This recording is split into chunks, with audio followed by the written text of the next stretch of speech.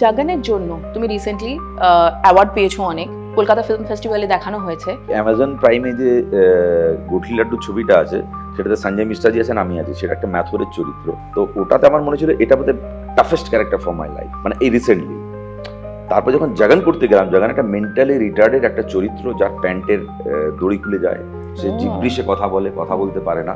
এবং সেই ছবিটা করতে গিয়ে আমাকে ইসিজি করা হয়েছে, এইটুকুই বলবো। মানে এত বড় কাণ্ড। আচ্ছা আচ্ছা, মানে কি হলো বলো আমাকে। মানে আমি এটা কলকাতা ফিল্ম ফেস্টিভ্যালের এতেও বলেছিলাম, it was a kind of pressure on me, যে আমি 15 দিন না 15 দিন না 22 দিন ধরে ওই নোংরা জামা কাপড় পরে ওই ধরনের জিব্রিশ বলছি।